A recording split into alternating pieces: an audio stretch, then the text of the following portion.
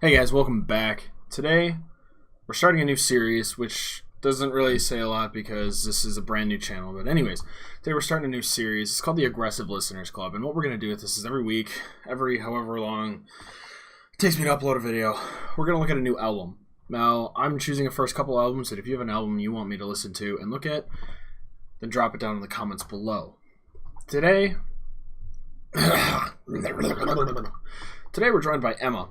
And she's probably going to bark a lot at some point. I don't know what she's going to do. Also, my phone's going to vibrate at least once or twice. But that's okay. We'll get better at this as we go along.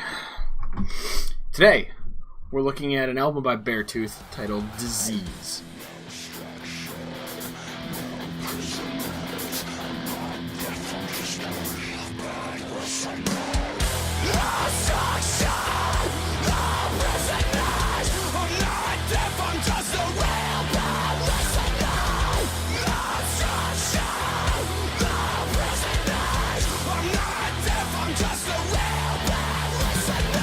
Now, the reason I chose this is because it's a recent album that came out that I really liked and I want to talk about. If you don't know much about BearTooth, I know they're still kind of on the rising edge of getting popular. A lot of people know who they are. They've got 3 albums out. They're pretty awesome. I love them. But for those who don't know, they're an American punk rock band that, not just punk rock band, they're a hardcore punk band that formed in 2013. They're signed to Red Bull. This is stuff you can find on Wikipedia, but I'm reciting it for those that may not know or may not want to see it or look it up. I don't know why they wouldn't want to see it. Links to this page are in the description below. The lead vocals are Caleb Shomo, and he's been pretty consistent. Lately, they've had some, well, maybe not lately, but consistently they've had some lineup changes. For this album specifically, it's still Caleb on vocals. Lead guitar is Zach. Rhythm and sometimes backup vocals are Cameron Bradbury. I know Caleb has kind of taken on more of the vocals as time goes on. The first 2 where they had somebody else doing some of the auxiliary vocals, and that did not go over well. At least that concert wasn't super great, so he kind of took over after that.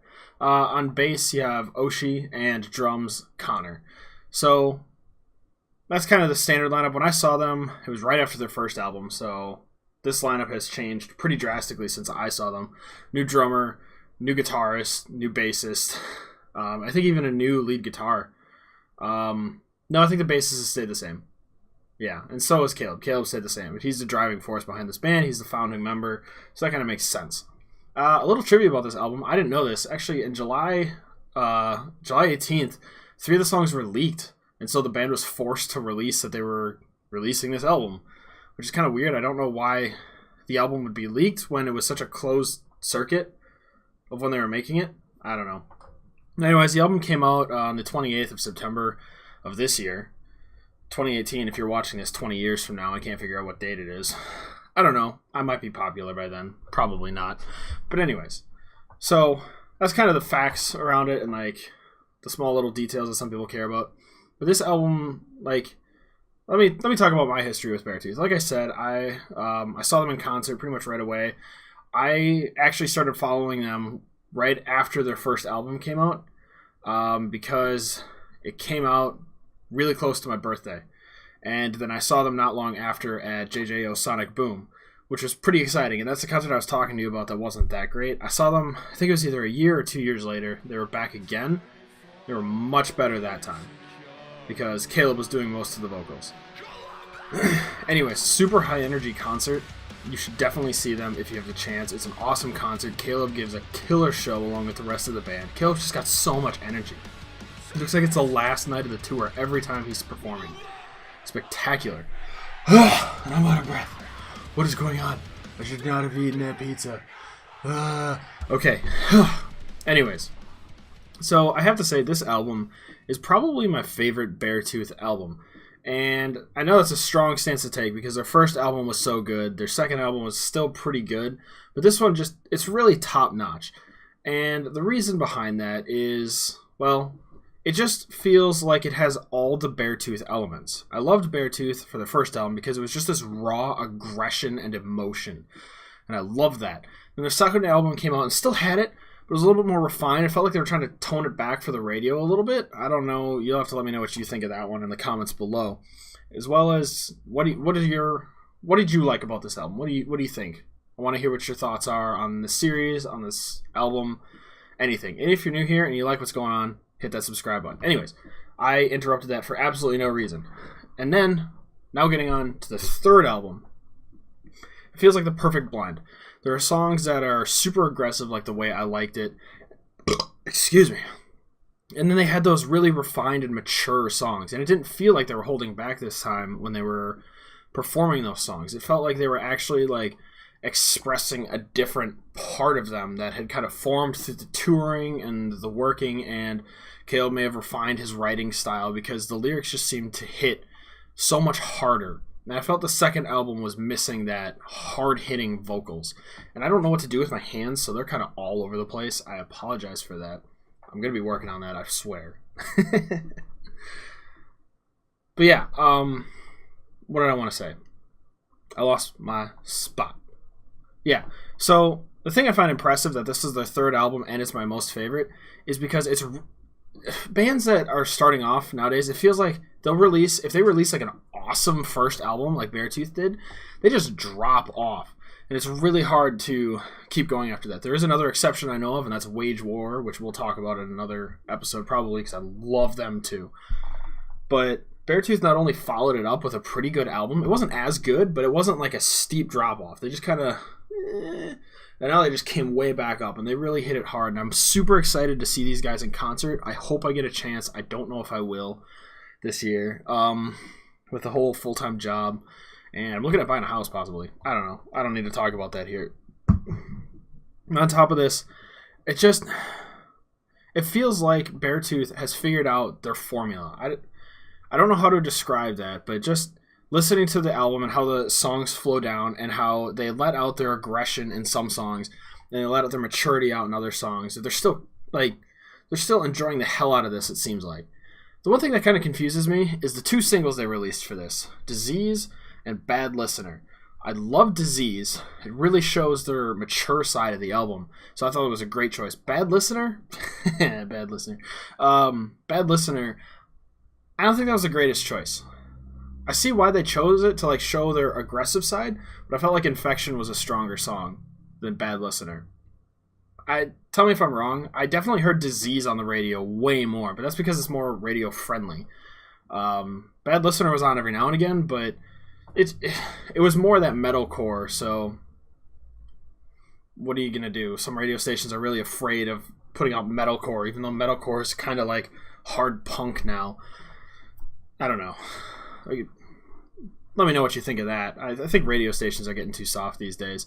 Every time I find one that's letting out metal, the next day they get popular and then they're putting out just hard rock. It's like, oh, the hardest thing we play is Skillet.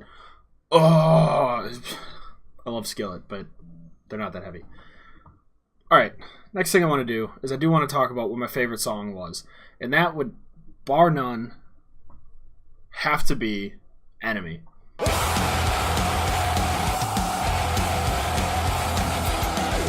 Which I just loved everything about this song. The lyrics were the first thing that kind of got me, and the lyrics of the chorus were awesome. Like these two phrases in the chorus: "Will you die or will you reset the standard? There's no defeat. Will you stand with me or rot with the enemy?" And I love this because it just paints such a clear picture. It's like what it says to me is that you can go with the flow and die having made absolutely no difference in the world whatsoever. You can live a very easy life, die in the masses, nobody really cares either way. Or you can fight against that and you can try and make a change in the world. And whatever that might mean to you, hopefully it's for the better. And you can reset people's preconceived notions. You can reset people's thinking about a particular topic. And that's a very powerful statement in today's world where everyone is like, oh, don't break the norm. Don't fight against it, but also get mad when everybody says they get mad. The next phrase, there's no defeat. Will you stand with me or rot with the enemy? That means he's just going to fight. He won't stop. He's not going to lose. You can't lose when you're trying to change the world for a better place, right? Like, even if you get knocked down, you have the moral high ground. Just keep getting back up. Don't stop. Otherwise, you're just going to end up dying in anonymity. And that speaks to me because that's something that's hard for me to deal with. Is that I don't want to go without having made some difference, without somebody knowing and talking my name. But I digress on that point. The other thing I liked about this song was the instrumentals. And since I love progressive metal, I love big and complex musical pieces, and all the instruments played off each other for this song, and the vocals played with them, which was really fun to hear. And the music didn't it flowed really well, but it wasn't all the same throughout all of the sections. I hate that when a guitar piece has a really cool riff, so he just sticks with that for 20 minutes, or same with the drummer or bassist, whatever. It just gets super annoying, but they kept shaking it up throughout the song, and they do that with all of their other songs too. I've noticed that in this album, and with a few other songs and other albums, they do shake it up every now and again with how they're trying to do something, but it felt like they're really trying to branch out with this song, and that kind of goes with the next song that I really loved on the album, and that was Believe.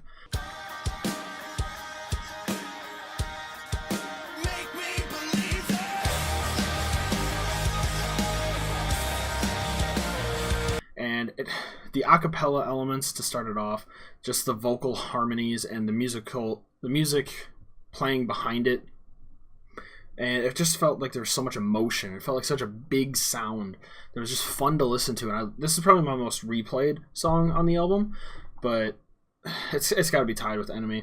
Just the lyrics caught me off guard, emotionally. You don't have to let me know if you agree with this, but just opening up with maybe Clever's Just My Safety Net, that hit me hard personally. I was really I was at work when I listened to this, and I had to just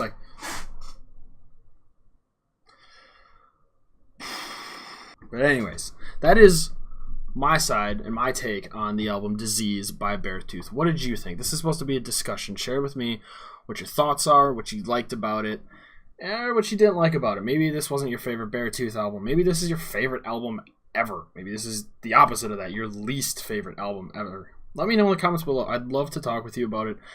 I want to keep this discussion open, and this is all opinion. None of this is fact, right? So share your opinions. But guys, I will... man, ending these episodes is just so weird. This is the second one. I don't know what to say. I guess I'll catch you guys next week.